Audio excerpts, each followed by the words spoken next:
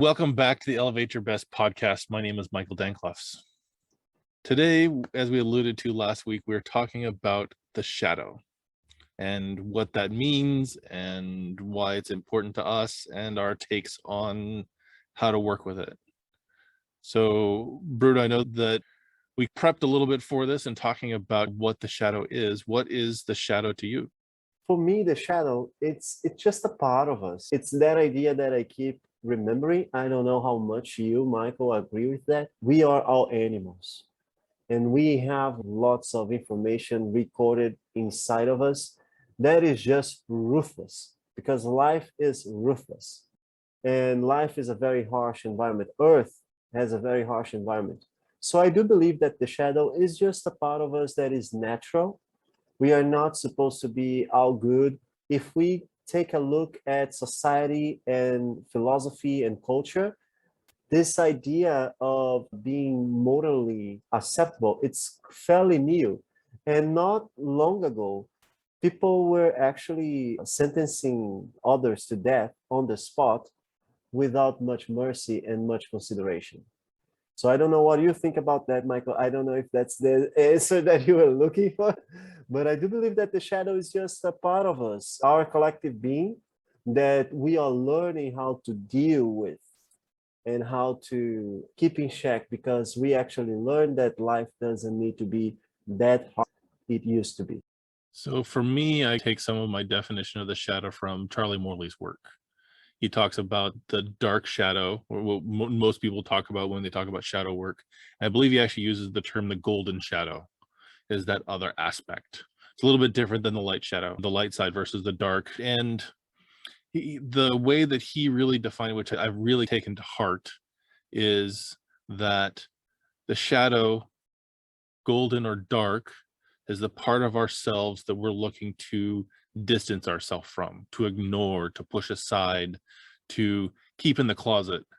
And it's one of the things that I've been saying, but even before I read or learned anything from his work, was I like to shine light into the dark corners to inspire trust and self-love.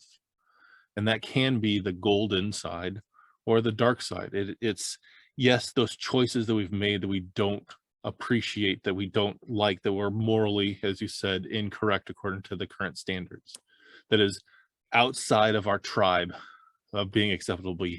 And some of those not acceptable behaviors sometimes is talking up to power, is actually calling someone out and holding someone accountable who's more powerful than you are. That is also considered a shadowy place to be, because, oh, he's going to get in trouble because he called him the boss, or he called out the teacher.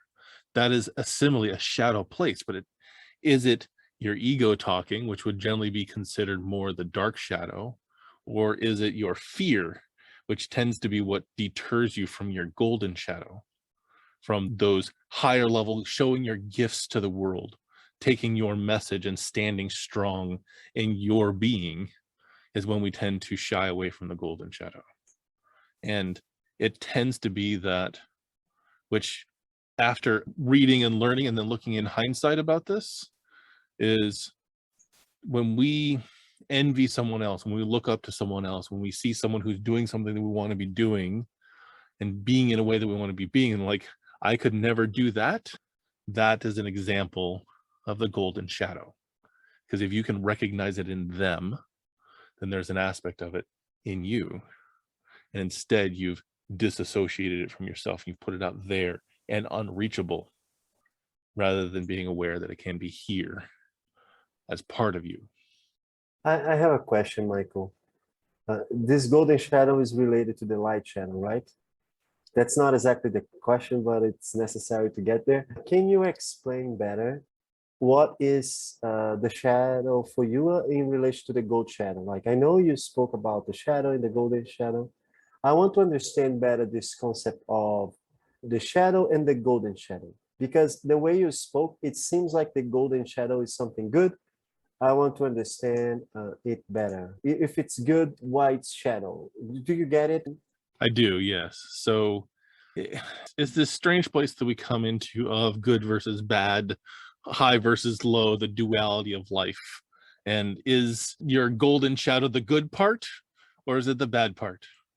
And in some ways, it's not a matter of placing that label on it. The golden shadow tends to be that which the message that we are, the power that we have, the gift that we bring to the world tends to be holding your boundary and speaking your piece.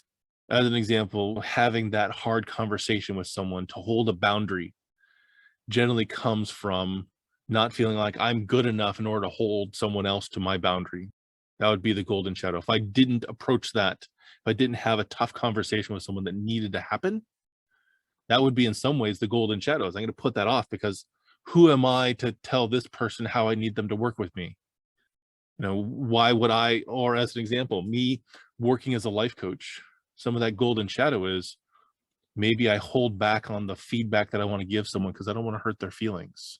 Or I think that maybe I might be wrong, or maybe I haven't been doing this long enough in order to give anybody any kind of guidance. That tends to be this idea of the golden shadow. The dark shadow in comparison tends to be those things that we've done that we are ashamed of.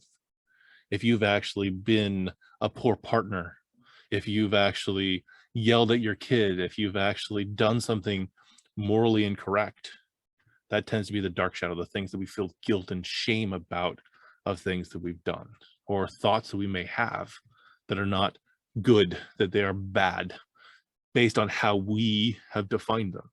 Everyone has shadow material, every person on the planet.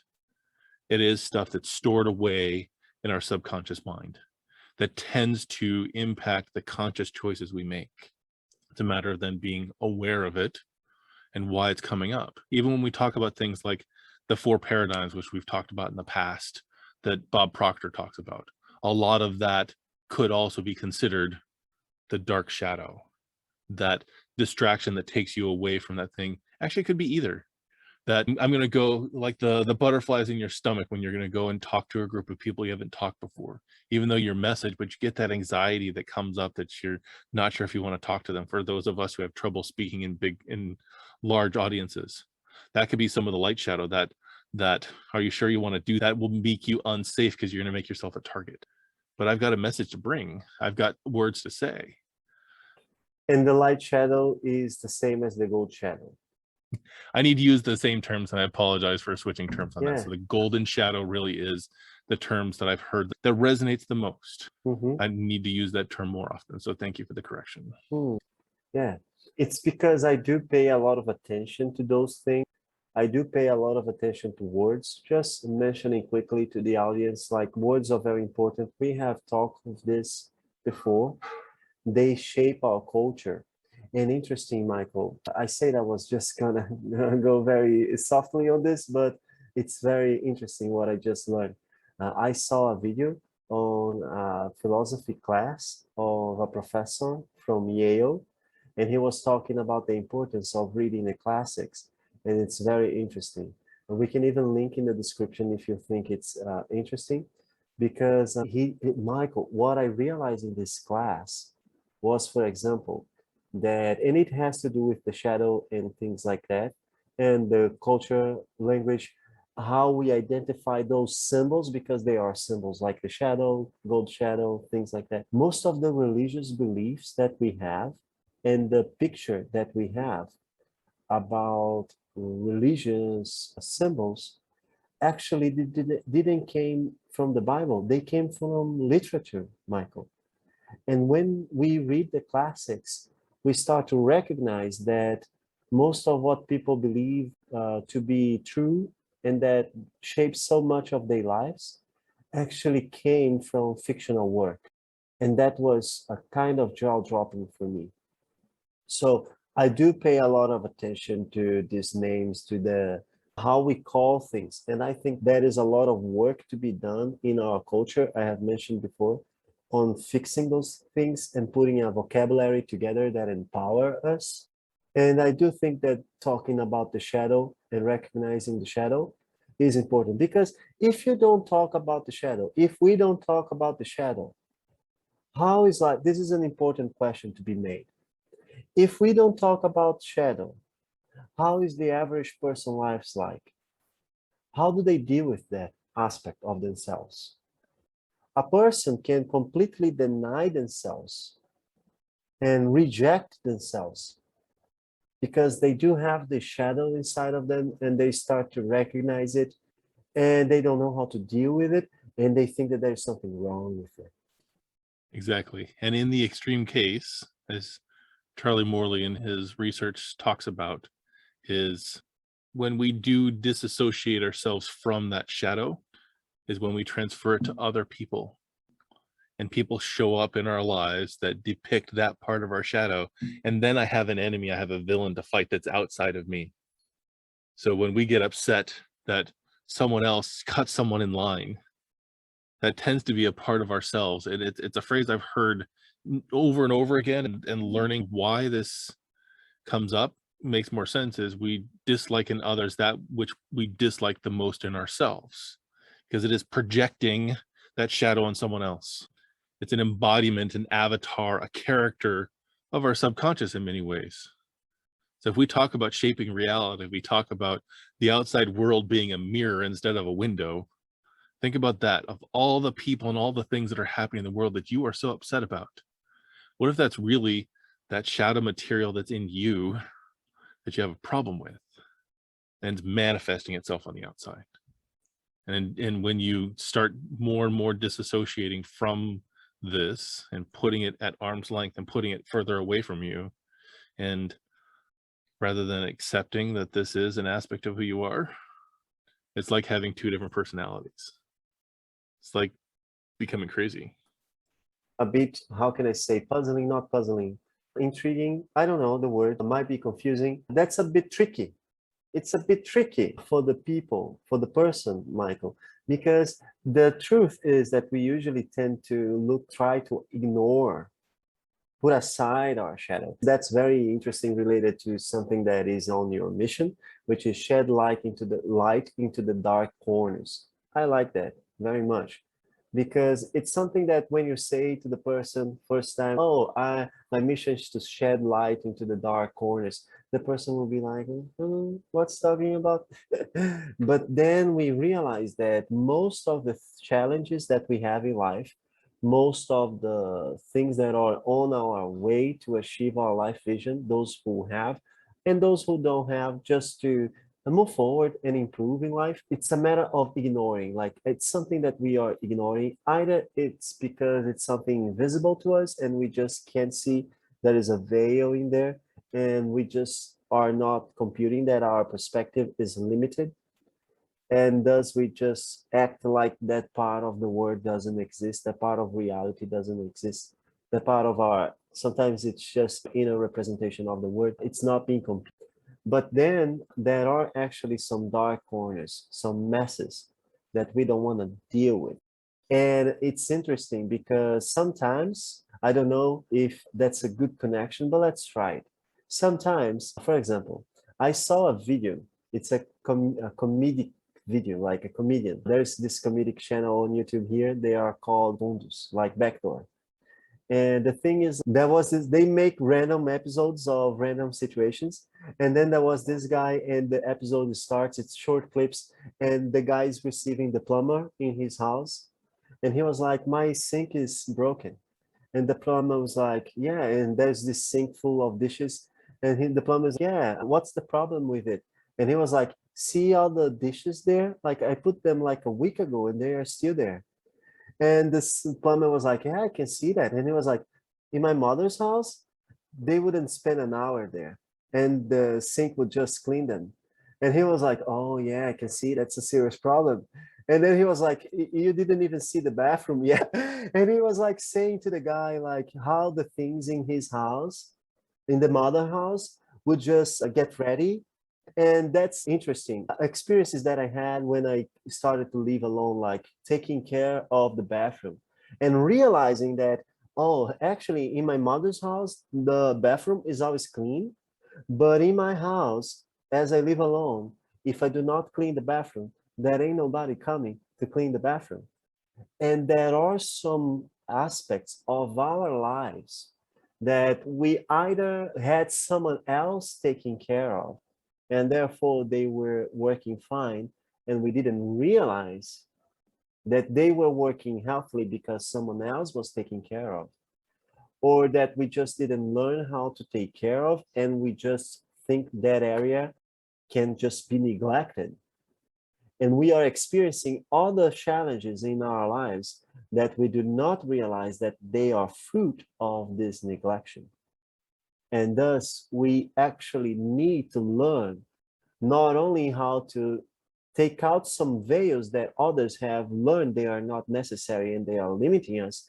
Thus, we talk about the hidden agreements, or we also need to learn how to take a deep look into some really dark corners that have been neglected by us. And they might be dark corners for anyone if they exist in anyone's lives, or they might be dark corners in our lives because we neglected them so much that the mass take over.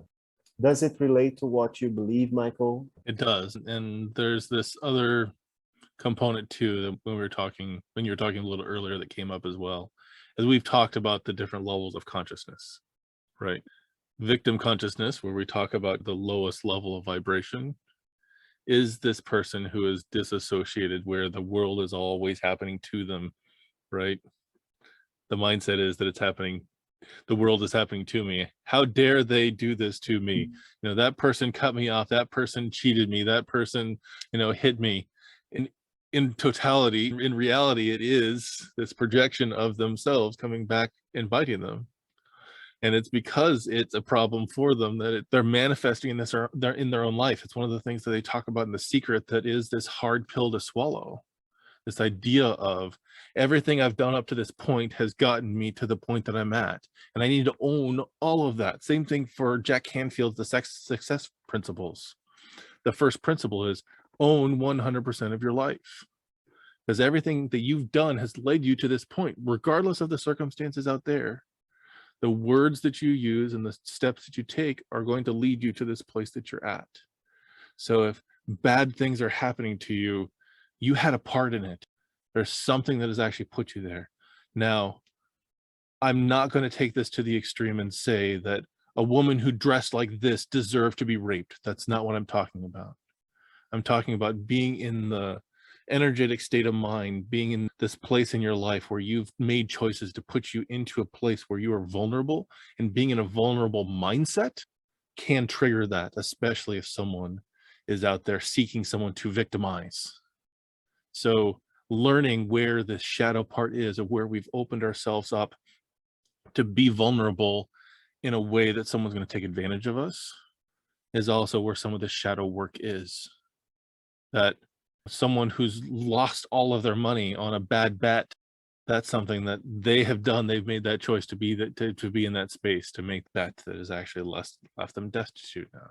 Someone who's actually allowed themselves through neglect to go on autopilot and end up in a bad place and end up in jail. That's all the choices that led up to that. And it's why, for me as a coach, and because of what I'm practicing and learning more to do in my life, is to live more intentionally, includes me being aware of those shadowy areas too. Because even though it's just out of frame, it's still there. It's still impacting us. And the hard part is that you can't just put the blinders on and think everything's going to be okay. It's got to be brought out here into the light and inspected and cleaned off and brushed off. And then, yes, that's part of who I am, and I've moved past that. And this is the lesson I've learned from it. And by the way, I have mentioned before, I did have my experiences with ayahuasca. Michael is not into this connection with psychedelics and things like that. So it's much more of an experience that I had.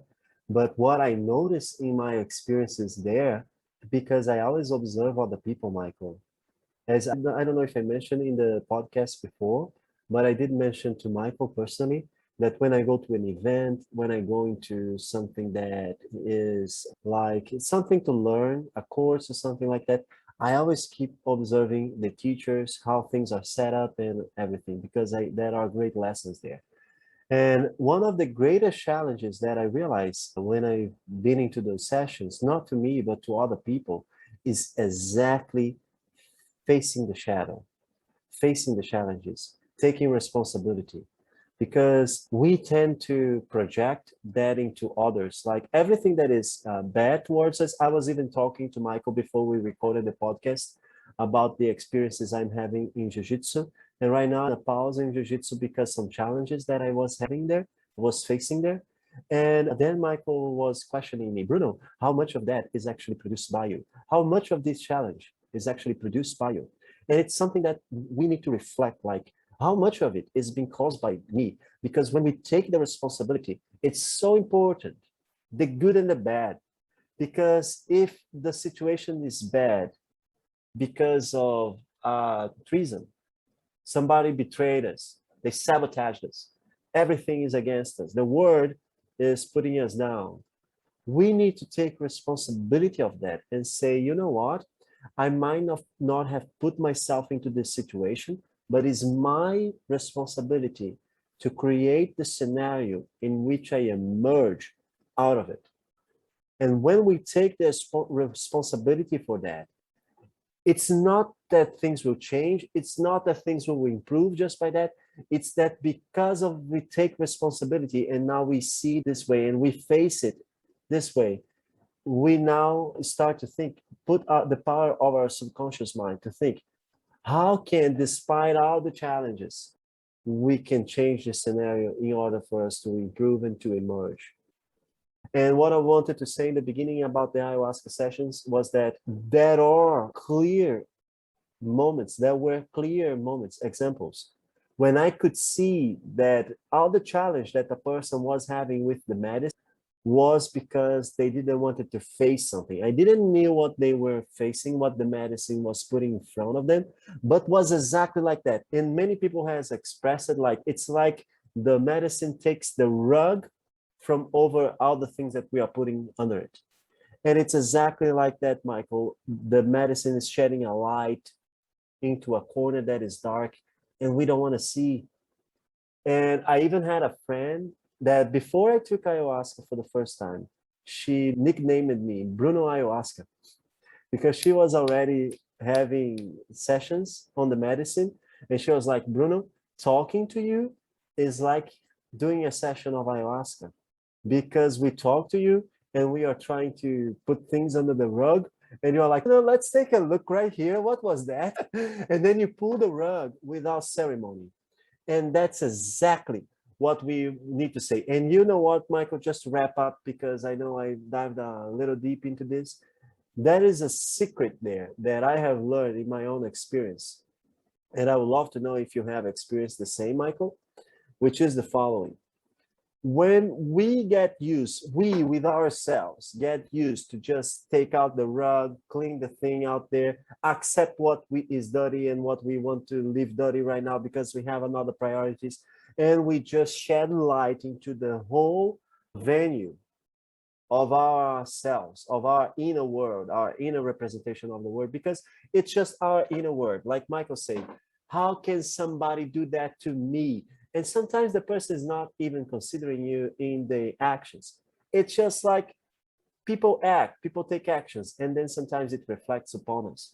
When we just shed light and we accept, we clean what we can clean, we leave dirty when it's dirty, and then people from outside get to us and they see the dark, which is not dark anymore. And we've done this work of cleaning what we could, taking responsibility of what is there, and accepting what is not exactly according to society. We don't feel the need to hide any aspect of our lives. We accept what is there, and because we accept it, when others see it, they might even think, oh, is that there really? Is that person manifesting this behavior? But then because we accept it as part of us, they just don't pay attention to it. It's, oh, he's doing with confidence. He's aware of what he's doing. And it might be something like, hopefully this is something soft that people will just frown upon and feel not exactly usual, but it's not harming anyone. And it's just a part of you that's usually people would be like not so comfortable. This end was not so clear, but do you understand what I'm trying to say? That sometimes we judge ourselves for things that are actually not important, and we are just trying to hide them to fit into society. And when we accept those part of us, life gets much lighter. That's what I want to see. A long way around to get to the point of when we accept who we are, the good, the bad, the ugly, our life gets much more smoother. We actually can feel fulfilled. There's less for us to judge about ourselves. There's less for us to take personally. There's less for us to make assumptions about. We can be more impeccable with our word, and we can always do our best. So what you talked about is that pulling the veil away. They also talk a lot about in the Toltec studies as well. So with ayahuasca or peyote or any of these medicinals that can get you there, yes, it's absolutely a way to pull back the veil. But what I actually liked in what you said is pulling back the veil without the ceremony that goes with it is really important too, because there is, and it's I'm not one who's actually taken mushrooms or done hallucinogenics. What I've heard from others have said, if you go into it with a bad intention, you're going to come out of it with a bad experience. And everything is intention. And the ceremony around it helps protect us, our ego, our id, our sentience as we go through that process. And I get that for many people, there's great value there. And I'm not going to discount that. For me, I take a different track. So with the work of Carlos Castaneda and the Toltec people, they did originally use power plants in order to get there.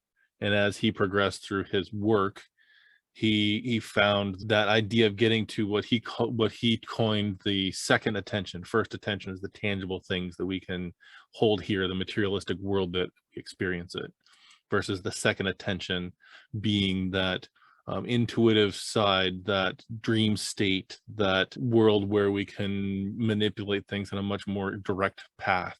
Used to use power plants to get there. Used to actually help shift the attention from first to second with peyote and other power plants, which is a way to do it. But in some ways, it's tearing you across that threshold rather than easing your path across that threshold. It makes it easier, but it actually can be a more rugged experience. Taking longer is building up enough energy by letting go of things, like with the 4 agreements, and allowing yourself to have enough energy yourself to make that shift is a lot smoother. And Michael, I have noticed something there, which is this. I honestly believe that some people, they just don't have, let's say it like that, they don't have what it takes. And this is not demeaning the person. It's just a matter of experiences and knowledge and experiences. They just don't have what it takes to face the shadow, to face the dark corners without some help. I do believe, like in the Netflix documentary about, it's a series, a documentary series about medicines, natural medicines. That is an episode there on ayahuasca. And there is this woman that she lost her daughter. Her husband, the stepfather of her daughter, he had some psychological problems. He was using a medicine, and apparently the psychiatrist was giving him some recommendations without much care, and he was struggling with the medicine. And by phone, the psychiatrist said, "Oh, let's just increase the dose."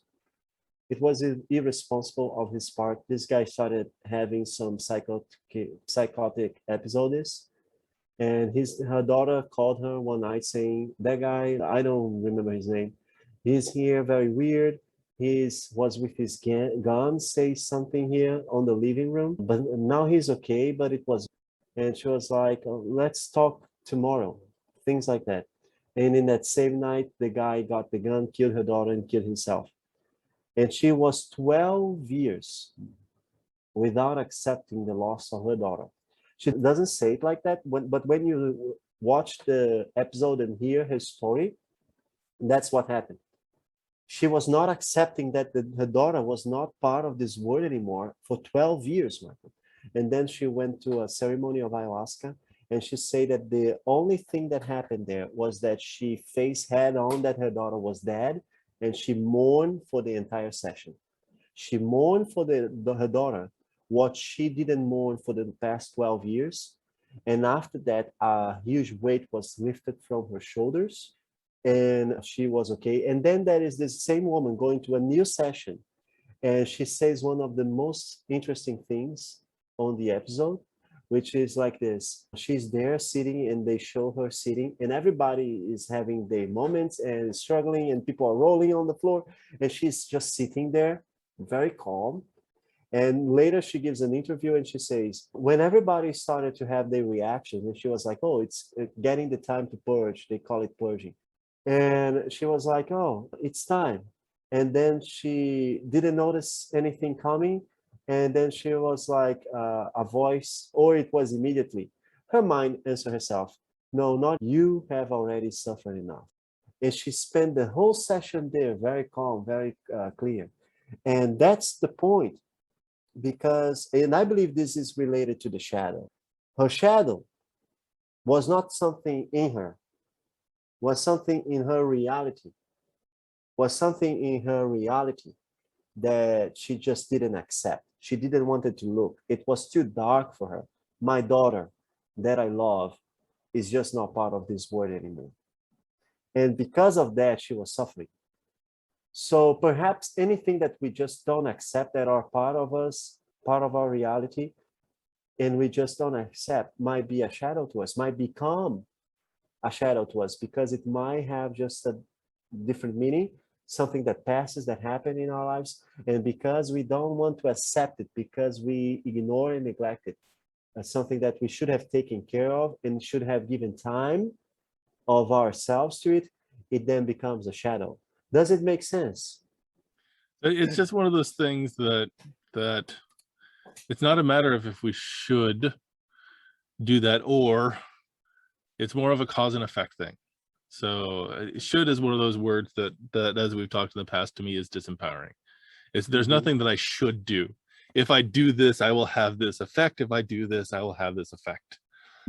I get to choose what results I want and then make the choices in order to get there. Everyone can decide if they are okay with the results of what they're creating, and the way that they show that they're okay with it by the choices that they are making and the actions that they're taking based on those choices. So when we ignore this, yes, I would agree that we put that into the closet, we'd lock it away.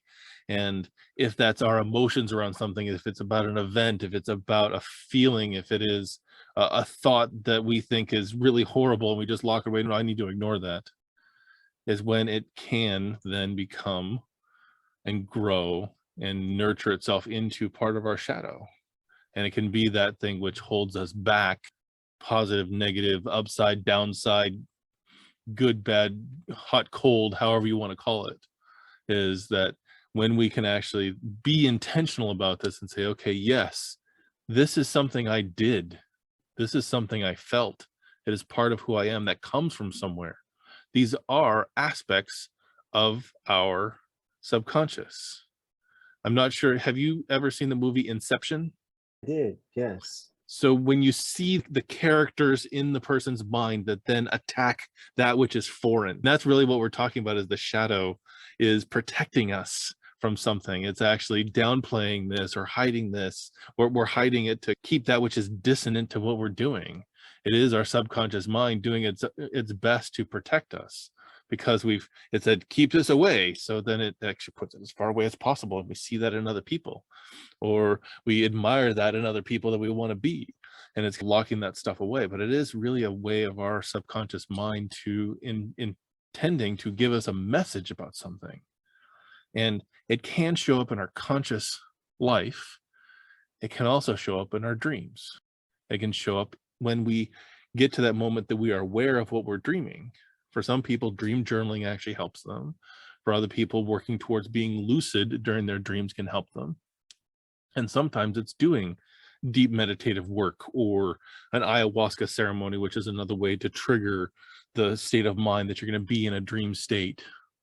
And there are ways to then work through those shadow aspects of yourself so that you can release the energy that you have tied up there, because there is energy that's tied up there. So let's just throw a number out there. If there's 10,000 aspects of yourself that you are denying, and you have to hold them at bay, like with your hands, of keeping them out at arm's reach, and you're trying to juggle them all and keeping 10,000 things about you that you don't want anybody to know. What happens if you let all those things go? You accept them in front of you as who you are. How much more energy do you have? How much more can you reach out to someone for help, or provide a tool to someone for help, or be happy and fulfilled in who you are, instead of keeping all these things out at bay into the shadows because you don't want them in the spotlight that is the you? That's really the kind of shadow work that we're talking about, and why it's important to be aware that this could be holding you back from being in that deep relationship that you want to be in, for taking on that career that you've been excited about since you were 6, about making them, asking for the raise that you deserve, about going and tackling that sport which you didn't think that you ever had enough dexterity to do. It's because of that shadow stuff that's out here. And when we bring it all in, take inventory, embrace what we have, and then put it back where it needs to go, we've now heard the message that shadow material is trying to teach us. And it's a lot, yes, about recognition, about mindfulness, understanding ourselves, understanding what we are going through, taking responsibility and fixing things up. Because I know that it's hard to do the cleaning, it's hard to do the cleaning on the house. And if your sink is full of dishes, for example, and there is a lot of things there, and there is water and scraps of food and things like that, and you don't want to put your hands in there to fix all that. And it takes time, and you have a lot of things to do. And then something even more complicated show up, and you don't want to deal with that, and then you go clean the sink. Because sometimes I realize that in my life, sometimes I recognize that as a trigger. Sometimes that is something I'm neglecting, and then suddenly that is, I need to do this. I was neglecting that for so long, and then I need to do this. I stop and I think, now I was neglecting this for that amount of time, and now I feel like I need to do it. What is else important that I might be avoiding right now? And then I exercise my mindfulness on that. And then sometimes I recognize that, oh, indeed, that is something more important that I should be tackling, and I am not there. And I am now procrastinating with this that I was ignoring in the past. That happens. That's why we say that this is an exercise of mindfulness. It's an exercise of understanding ourselves. Like I already mentioned this circumstance. I forget things, I forget my umbrellas, and then I recognize that I forget the umbrellas when I'm out with them, and I create mechanisms for me to remember, because it's recognizing the failures. It's recognizing that we procrastinate. It's recognizing that we don't take ownership sometimes, and start changing that. Do this exercise of mindfulness. And I understand sometimes, as I said before, I don't believe I said it properly. I said people don't have what it takes to face their shadow. That is not, probably that doesn't reflect exactly what I want to say. It's just like some people, they just don't have the tools yet. It's not that they don't have that. Remember that I have a growth mindset, not a fixed mindset. Nothing is static. Everything's changing. Everything's being transformed. So it's not the person that doesn't have what it takes to face the shadow now can never have it. It's just a journey. They will go through a journey. They will acquire tools and knowledge that will help them. But sometimes we are not in a place where we have the necessary things to see, the necessary references to see, to face, to recognize what that is. Like, for example, let's face Harry Potter as an example. And the boogeyman on Harry Potter, it's a very interesting idea. The boogeyman on Harry Potter, I believe it's the boogeyman. He takes the form of your deepest fear, and nobody knows how he actually looks. And then we have a scene there where the mother of the Weasleys, I forgot her name, the Weasley matriarch, she then goes inside a room to clear a boogeyman. She knows that there is a boogeyman there, and she knows what it is. But then suddenly, the boogeyman adopts the figure of her dying sons. And that imagery just takes her. and she crumbles to the ground and starts to cry. And despite the fact that she knows what she's dealing with, that image is too strong. And I lose the exactly line of thought that led me into this. But the idea is that what can we take out of it? Is something like recognize the things by what they actually are. And that was something to do with the triggers. And do you remember exactly what I was speaking before? I spoke the boogeyman, Michael? So it's the idea of actually, just because you're not in a place to face it now, it doesn't mean you won't be in a place to face it later. It's that you haven't had the experience to take inventory enough to have the skills to face it. And it's one of the things that Charlie Morley talks a lot about in Dreaming Through Darkness as well, is that your subconscious is not going to give you more than you can handle, no matter how much you want to work with it, because you may not have the tools or the resources yet to face that shadow. Because you mentioned this a couple of times, and maybe I've been more flip than I should be, more flip than is necessary. But this is not, and there's a but, you may not have the resources yet to tackle it yet. And it's okay to build up to those bigger things, because this is not easy work. This will take some effort, and it takes some self-vulnerability, some self-awareness. It will take some time to unravel this. But just like any other skill, any other strength that you're going to obtain, it requires you to consistently be willing to take the step to do it. And I loved how kind of you said of how it's showing up here. One of the concepts that we talked a lot about on a men's team that I was on was the concept was everything that shows up here shows up elsewhere in your life. So if you're experiencing avoiding on this side of your life, it's going to show up over here too, because how you interact with one space is also how you interact with the other. So it's a matter of being mindful of, okay, I'm avoiding that. What is that other thing that I'm avoiding? You know, that I'm doing the distraction from this to this, but what else am I avoiding? There's something to unravel there to be aware of. Yes, and the way I found this information is the way you do something in your life is the way you do everything in your life. Because if you neglect an area of your life, there can be, we can be sure that is neglect into other areas. It might be manifesting in different ways, but it's a matter of values and the way we are. And the thing that I wanted to convey with the boogeyman story on Harry Potter was like, imagine if you don't know what a boogeyman is and you just face it. And then suddenly there is this terrible image of the fear, your deepest fear in front of you. How can you just understand that, oh, this is a boogeyman, let me wave my wand and put it away? It's impossible. That's why we say that understanding is power. It's necessary to understand some things in order to change them. If I never faced, I never heard, I don't know what a boogeyman is in the Harry Potter universe, and I just go there and I face it, I will not know how to solve this challenge. And in the first movie as well, they face a lot of trials, and every trial, every challenge, that is a simple solution. And if they know the solution, they can easily overcome the challenge. When we don't understand a challenge and what makes it the way it is, it's very hard to deal with it. So that's why we sometimes spend so much time talking about words, defining concepts, symbols, and speaking about things that might, in an overlook, sound unnecessary conversations. But indeed, they are real necessary, hard conversations that we need to have. And they are hard. And because they are hard, they are worth it.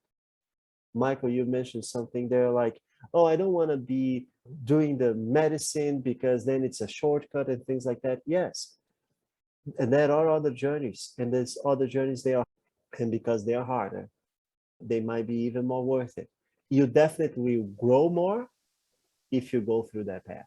Honestly, I don't like making that comparison of it has to be harder, otherwise I won't learn. It's one of the things I had a conversation with someone recently about is I only want the hard lessons. And I'm like, That's not the case. It's more that I want consistent growth. I want to move through it. And it's my path. Everyone has their way that they're going to go through it. They're going to get the experience. Longer term wisdom is my aim. So I'm going to actually take that through the longer journey. And I'm okay with that. I want to embrace other people through their journey. But the boogeyman, as you defined, when they did it here in the United States, they called it the Dementors. And that was the boogeyman, that which depicted your deepest, darkest fear. And I in would that, just correct you there. There are the Dementors, but that is actually a boogeyman. I believe that the Dementors are not the one with the cape. it's a Bogart. I don't know. I know that they have actually, it's a thing that changes, and there is a Yes, class of defense Bogart. against the dark arts. Yes, Bogart. It's the Bogart spirit, malevolent genius depicts is your, yes, I'm sorry, I miscorrected you. So a Bogart is No what's in worries. the cabinet that comes out and then is your deepest, darkest fear. And they had to practice working with that fear. They had to really put their mindset to it. And what they tended to use instead of it was something to laugh at, which is something similar you can do with your shadow work, is bring a sense of humor to it. Light, dark, golden, deepest, darkest shadows of your life, you have to bring some level of humility with humor, which is why they actually used a spell that actually turned it into something funny. And that's how they combated the Bogart, their boogeyman. And that's one way to accept it, is to be able to laugh at yourself, because this is an aspect of you. Take things lightly, right? And that is something I believe it's very related to the shadow as well, which is when we do not accept things. I even mentioned that in the case of the woman that didn't accept the mourn for her daughter. She didn't want it to feel that. And there is a poem, I don't remember the author, but we can link here. The poem is like, this human being is a house of guests. And he talks about all those emotions that are guests that come to our house, and we just want to accept in the nice emotions, and we want to leave the bad emotions, the negative emotions outside. But those emotions, they need to pass. And when we close the door on them and we don't want them to come, they actually put down the door, they get inside by force, and as much as we try to put them out, they stay. But the poem also says that when we let the emotion in, be it positive or negative, it tends to not stay for long. It just comes and it goes. And sometimes the shadow is just something that we need to accept, that even if it's a sad emotion, negative emotion, accept as part of ourselves in that moment. And when we accept it, it tends to just pass by. Absolutely. And I agree with that. And it's one of the things that I've talked about with one of my recent coaching clients, is emotions can come up, and the longer you hang on to them, the longer they're going to stick around. The same thing is true of our reactions to our shadow, is if you're keeping it at bay, it is going to explode out into the wrong time. So I agree 100% with that. And so that's in Charlie Morley's book. He talks about embracing your shadow, accepting it. But for him, he is very much someone who is very flamboyant. So he's talking about in the dream work and shadow dream work that you walk up and embrace your shadow, which physically shows, or in your mind's eye shows, that you are accepting of that aspect of you. And then you identify with that, yes, that's an aspect of me, but that's not the only aspect of me. Because I don't think that any of us, though in our lives, when we're showing up the same way in multiple places, we're not defined by one moment. We're not defined by one aspect of us. When we talk about that phrase, I am, we can leave it at just that. I can say, I am a father, I am a partner, I am a son, I am a brother, I am a man, I am a big man. All those things I can actually use as terms for myself. But those are only facets. They're small aspects of this diamond of who I am. And when we actually see that diamond, we accept the fact that it is whole the way it is. And that is a lot of what we're doing with shadow work, is accepting all of who we are. Yes, and this is a very important part of it. We talk about the law of attraction, law of resonance, and how the law of resonance is actually identify with something. We can only attract that which we identify with. And then when we talk about accept a shadow, embrace our shadow, understand that it's just a part of us, it triggers on me this idea of identifying with it. And then it triggers as well, but shouldn't we just identify with things that are good, that are positive? I think that there is a piece of recognizing, recognize that as part of us. And it's not the same work as we need to identify with our shadow and recognize that this is part of us. But for me, at least, Michael, when I say identify, is more like you say, I am this, I am that. It's not ignoring and neglecting, it's accepting the shadow.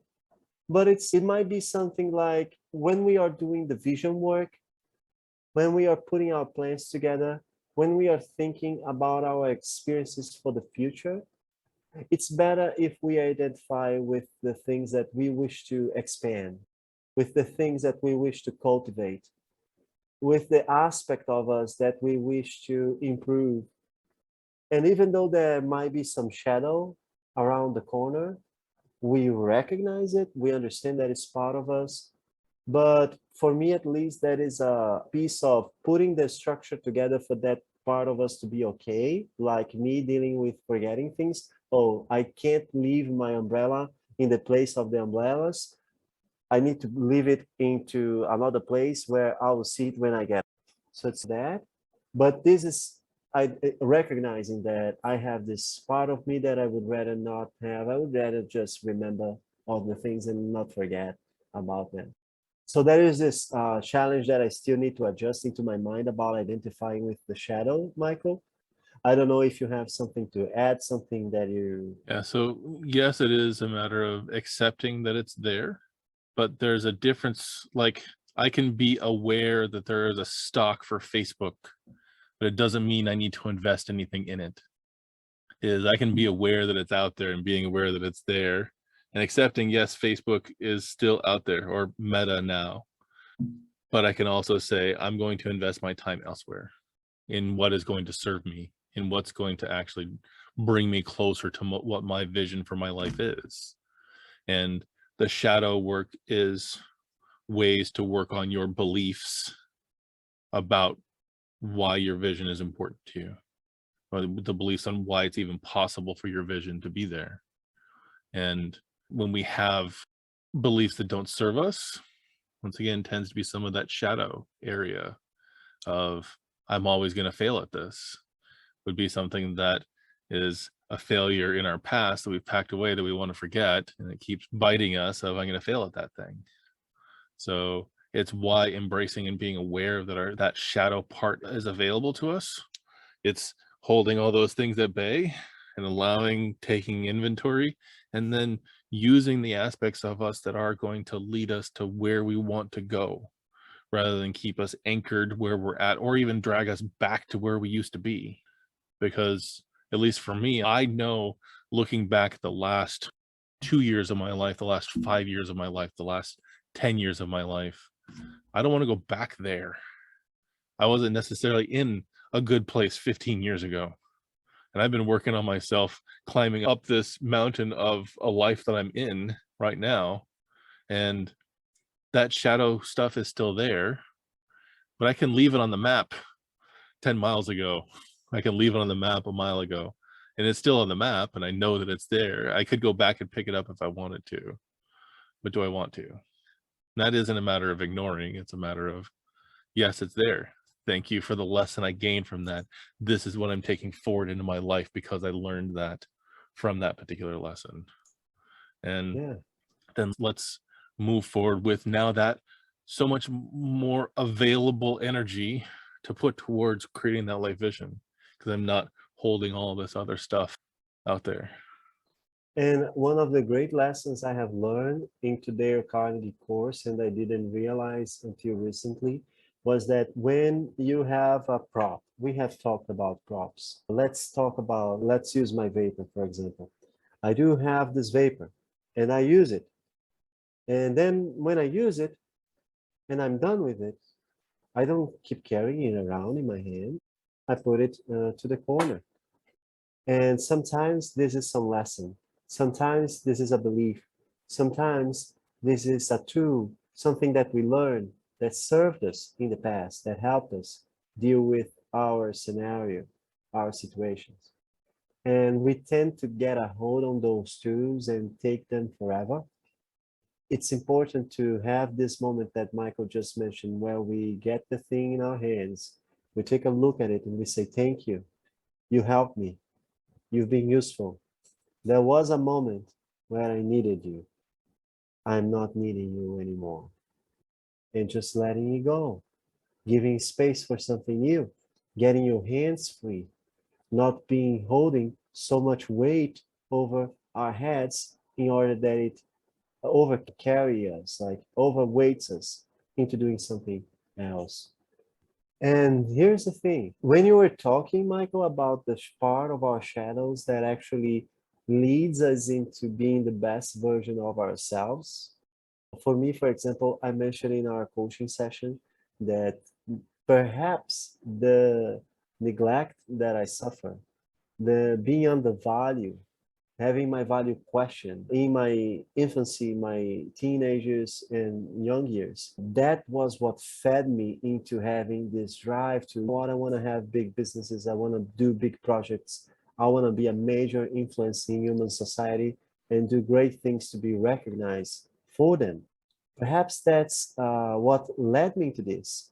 And that might be the reason why they call it gold shadow, because when it gets to the point on where we can make our shadow a drive useful for us to move forward, perhaps it's not that dark anymore. It's something that has value. Therefore, it's called the golden shadow. Oh, I wasn't the value when I was younger, and that was a great challenge to me. But now I recognize that, and I actually decided, you know what? I will produce great amounts of value to human society in order to compensate for that. And there is a compensation. It is working with the shadow. It's unnecessary. Could Bruno live a happy, fulfilled life in the middle of the woods planting what he's eating? Of course he could. But I decided to recognize my gold shadow and use it as a drive. But here again, just to wrap up, that is that thing of understanding is power. Because now that I understand that, now I can usually maybe decide what I could live into the country, have a small house, and live a simple life. Because now I understand what creates this need inside of me, and I can deal with it. Understanding is power. This is probably a good time to wrap up, because I think we've delved as far out into the shadow as we can for this moment with the tools and resources. And it was a very nice conversation. So just to cover the highlights here too, because I know that for those of you who have actually passed through all the way to the end with us, I want to recap for us, is everyone has a shadow. Sometimes that's a golden shadow, sometimes that's a dark shadow, sometimes it's both. That tends to be those pieces that we've disassociated from ourselves, those things we're distancing ourselves from. And the way that we learn to embrace this, instead of playing the juggling game of keeping everything out here, is to allow everything to come into the totality of who we are, accept and embrace that. Pick up the pieces that are the ones that you feel were going to serve you, so that you can actually move into the next version of your life, so you can live at a higher frequency, so your hands are free to reach for that next thing rather than holding all these other things back. Because in that space is where we live intentionally. That is where we elevate our lives. That's where we actually live into the best version of our future. Thank you, Bruno, for your time. I really appreciate it. Going to go ahead and wrap up for today. This is the Elevate Your Best podcast. My name is Michael Danklefs. And I am Bruno Martins. And don't forget, guys, if you got here, click the like button, subscribe, activate the bell button, leave a comment for us. Let us hear from you. We are eager to hear from you. And we love when people comment. We appreciate it. Bye-bye. Bye now. Have a great week. Thank you, Michael.